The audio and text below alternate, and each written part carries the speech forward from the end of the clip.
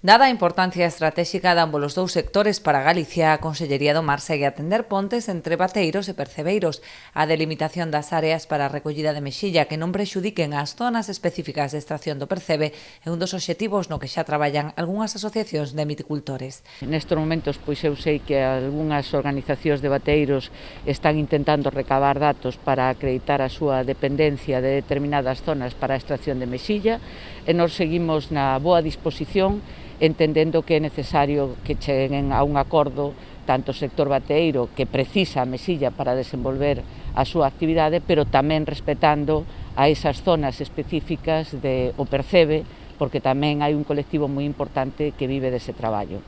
Pola súa banda, dende Mar apostan tamén por explorar vías alternativas para o suministro de mexilla, como a creación de criadoiros ou o incremento das cordas colectoras nas bateas. Non solamente da produción natural da recollida das pedras hai que ir a buscar a mexilla, sino tamén buscando outros sistemas, como pode ser o incremento de cordas colectoras ou buscar ou diseñar nesas cuadrículas vacantes que temos a posibilidade de colocar cordas colectoras para o suministro das bateas do interior que non teñen a posibilidade de que se lles fixe a elas a mexilla, ou tamén o diseño de hatcheries, que estamos financiando algún proxecto para poder obter a semilla en criadeiros, como se fai ca ameixa e co berberecho, non?